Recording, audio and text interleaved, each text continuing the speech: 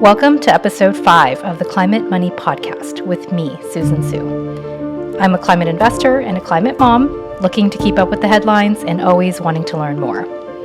On today's episode, we talk about climate deniers, the mental models that do and don't fuel their denial, and what it has to do with climate money. We also discuss 2 important food labeling updates and what they mean for our transition to a cleaner, lower carbon, and lower cruelty food system. Last week, we talked about AI's climate footprint and how the rapid rise of energy-intensive data centers could actually become a massive climate opportunity, and how the EU is upping its subsidy game as a way to fight for its place in the global climate economy. If you missed that episode, you can always go back and give it a listen, but in the meantime, let's jump into this week's episode, where we'll kick off with climate deniers. Now, whenever someone not working in climate finds out that I'm a climate investor, there's inevitably a moment where they want to know what to do about all the climate deniers out there. My typical response is to point them to the incredible longitudinal research by the Yale Program on Climate Change Communication, compiled into a series of reports called Climate Change in the American Mind. This research is comprised of a series of comprehensive surveys and has revealed what's now pretty common knowledge, that America is divided when it comes to climate change. But it's not divided exactly in the way you would think. The 6 Americas, as the YPCCC calls them, are 6 distinct psychographic segments that range from alarmed to dismissive. Specifically, the segments are alarmed, concerned, cautious, disengaged, doubtful, and dismissive, with this last group representing your quintessential climate change denier, and the first group, the alarmed group, representing most of the folks working in climate and listening to this podcast. Rather than presenting ideas around climate change as a binary, you're either really upset or you're a flat-out denier, the 6 Americas adds nuance that we can work with. For example, in the 10 years since Yale first began this research back in 2013, one of the most important findings is that the alarmed group is the fastest growing, and it's pulling population from every other group, but most especially from the folks who are in the cautious group. That's the undecided group in the middle, and to a much lesser extent from the doubtful semi-deniers, though almost not at all from the dismissive outright deniers group, who seem to be pretty stubbornly at about 11% of the US population.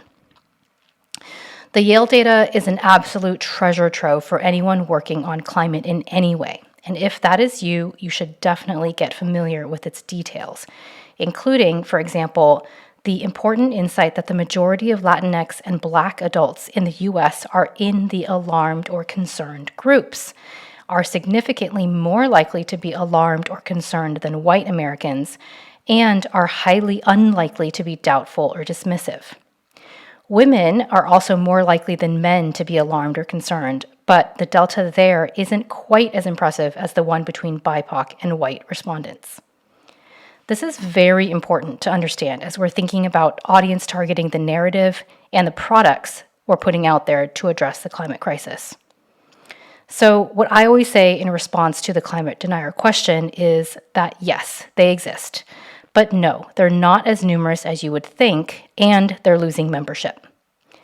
But some recent research sheds new light on the mental models driving and not driving climate denial, with direct implications for climate money. Researchers at the University of Bonn and the Institute of Labor Economics ran an experiment with 4,000 adults and found that among those people who deny or downplay climate change, money, or having a vested interest in planet-destroying industries or being personally implicated in climate-threatening practices is not a driving factor in denial. This finding went against the researchers' own hypotheses and runs counter to a somewhat common-sense belief that the reason why people are deniers is because we find it easier to live with our own climate complicity if we don't let ourselves believe that climate change is actually happening. In the study population was divided into 4 groups. They're called belief main, belief control, demand main, and demand control.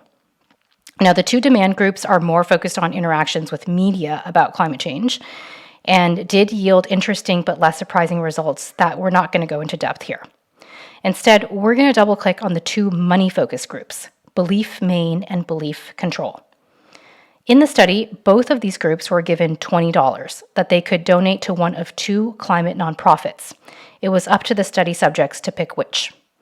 But in belief main, the so-called treatment group, the subjects had one other option, which was to keep the $20 for themselves. Based on the phenomenon of motivated cognition, where what we choose to believe is influenced by our own desires and motivations, the people who took the option to keep the $20 should have demonstrated more climate denial beliefs. Now, motivated cognition is a well-tested phenomenon that has been extensively studied and proven out across everything from consumer behavior to political beliefs to healthcare. So it should hold up here as well, if in fact it's a contributing factor to denial. But that's not what the results showed. Instead, the study found that motivated cognition did not play a role in climate denial. In the study, there was no correlation between keeping the $20 and denying climate change.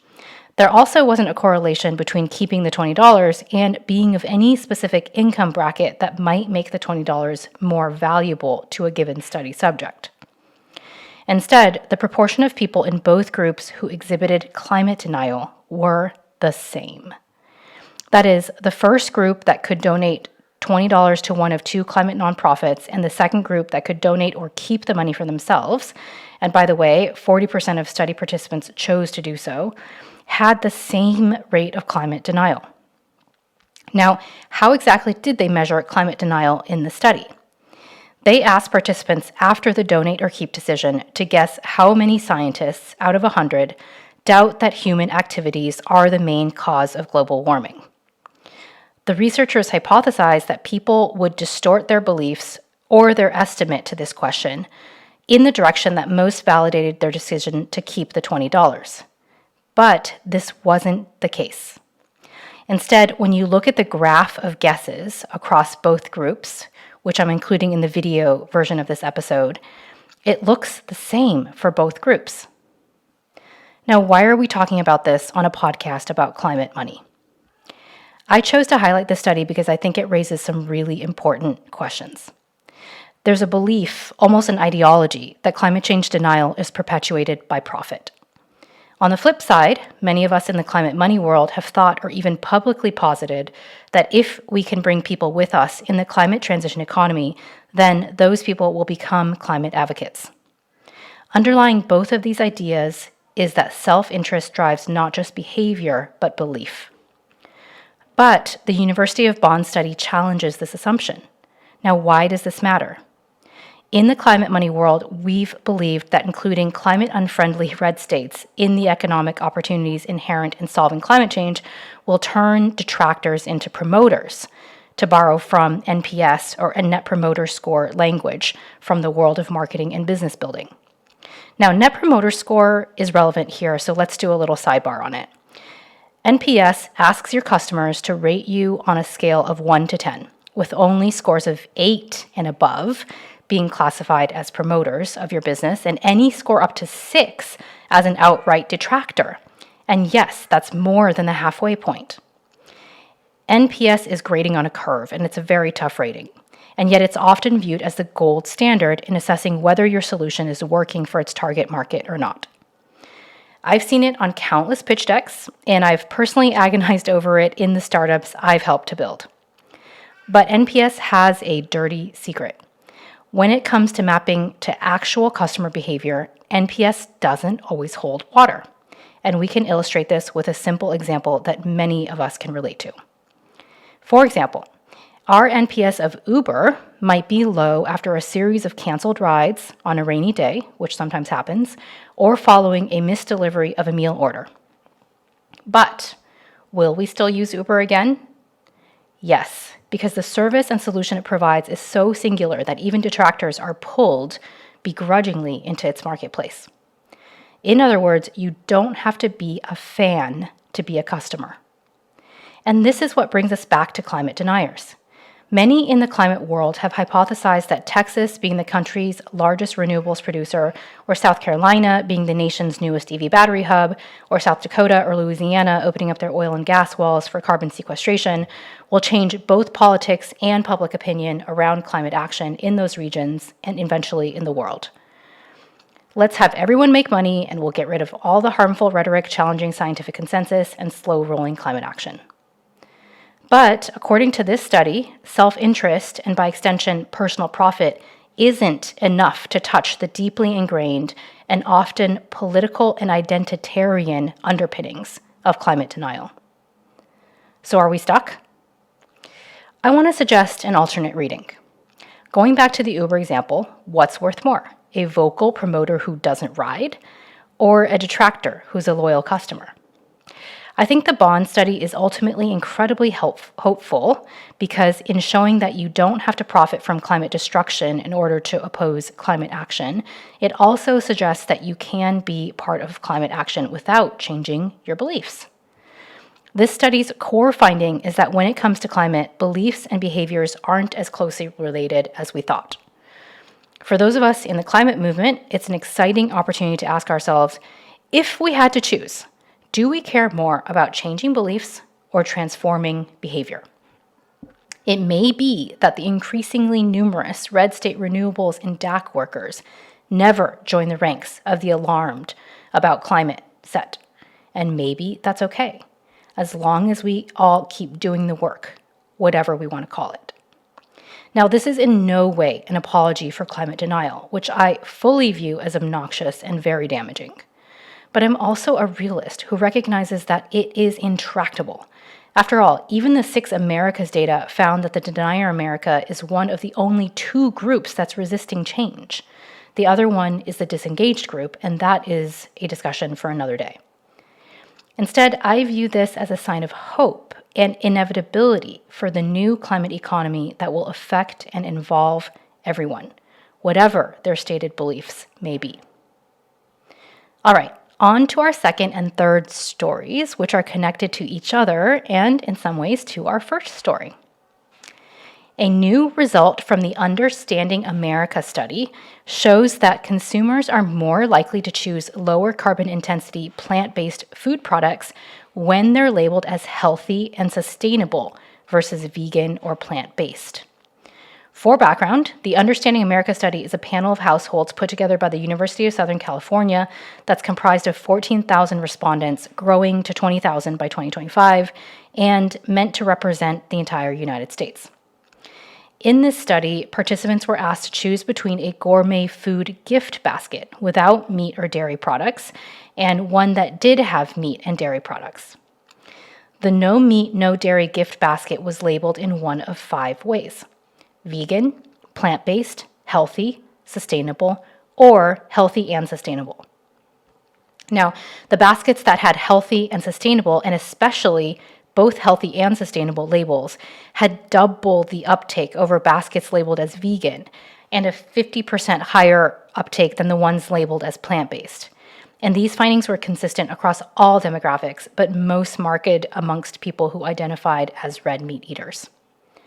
This study echoes previous studies conducted elsewhere that found that terms like vegan, vegetarian, and meat-free actually repelled meat eaters and are thus counterproductive in the movement to get more people to adopt a lower carbon flexitarian way of eating. The biggest takeaway from this study and the ones that have preceded it is that labels matter and that marketing can go a long way towards driving adoption of climate-friendlier options. Going back to our first story about climate deniers, belief is only important insofar as it drives behavior. So what if you could achieve behavior change by harnessing different beliefs?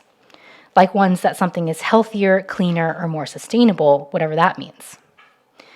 That leads us neatly into our third story for today. In a significant development, Singapore's Islamic Council has ruled that cultivated meat can be labeled and marketed as halal.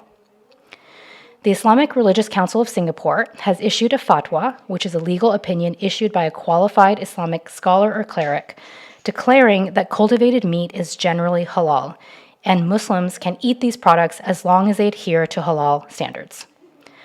In the Singaporean decision, the council specifically ruled that cultured meat can be halal if the cells are sourced from animals that Muslims are allowed to consume, for example, chicken, but not pork, and there's no mixing of non-halal components like alcohol in the manufacturing process.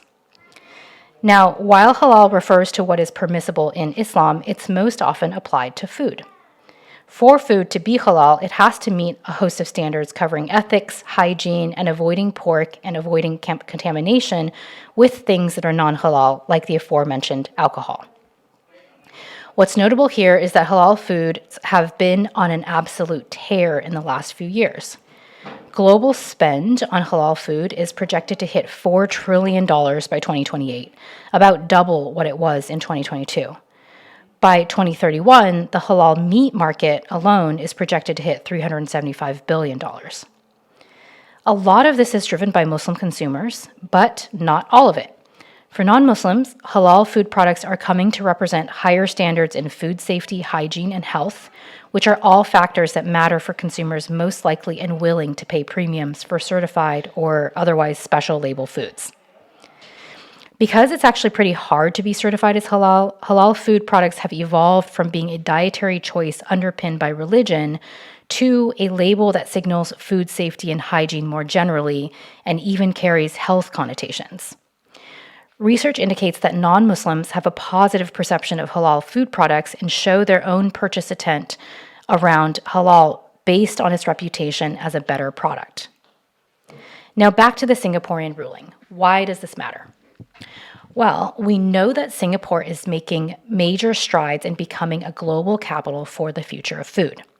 It was the first country to grant regulatory approval for production of cultivated meat back in 2020, and it's the only country where it's legal to sell cultivated meat, even as actual purchase or procurement remains a challenge.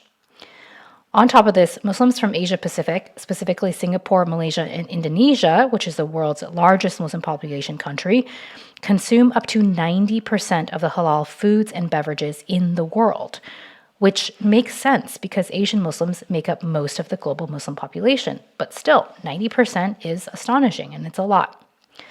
So there could be a real market amongst halal consumers when these products actually hit the market at scale. But the more interesting thing around this announcement was how the council arrived at it and how the results were delivered. The Religious Council, called MUIS, first conducted a study of cultivated meat supply chains and practices, including the source of the cells, the full production process, and the ingredients used. This type of research provides important validation for mainstream consumers that cultivated meat isn't some scary science project, but is actually a healthy, safe, and clean option. Again, going back to the main attributes commonly associated with halal. When it announced its study results over this past weekend, the Fatwa committee talked up the environmental and food security benefits of cultivated meat. They also highlighted that the Fatwa was underpinned by the Islamic principles of preserving human life and protecting the environment. Given halal's market growth, but also its positive reputation amongst Muslim and non-Muslim consumers, this stamp of approval matters. And it offers cellular agriculture and all lower carbon food producers a valuable blueprint for how to market products to appeal to what consumers are really looking for in food. Now, I've talked to many future of food entrepreneurs, from cultivated meat companies to plant-based protein companies to companies making cooking oil, coffee, alcohols without agriculture, you name it. Almost everyone, or definitely everyone, talks about cost because they understand that price comes first. But let's say we solve that problem. Even at price parity, you still have to compete in a vicious market for scarce consumer attention and wallet share. Singapore's new halal certification and the food label study we talked about earlier offer us hints at how to navigate that competition and win. When it comes to food, price matters, but so do safety, health, and quality. And there are many paths to decarbonization and even to getting animals out of the food system, which is a worthy goal that I know many in the world of the future of food have. Every story we talked about today pivots around a central theme of messaging. In some situations, like buying food, the message matters, perhaps as much as the dollars. In other situations, like building a climate industry, It's possible that we can get the behavior change we want without the belief transformation. In other situations, like building a climate industry, it's possible that we can get the behavior change we need without the belief transformation we want. What's critical in both cases is that climate action can happen without climate messaging. If all paths lead to Rome, and here Rome, of course, is our climate positive future, then we should be sending foot soldiers down every one of them, whether they take us through the forest of verbal climate denial or through the valley of health and wellness. Call it what you want. We're here for the transition. That's it for this week's Climate Money podcast. Thanks as always for listening. Please subscribe and share if you're so inclined. And see you next week. Thank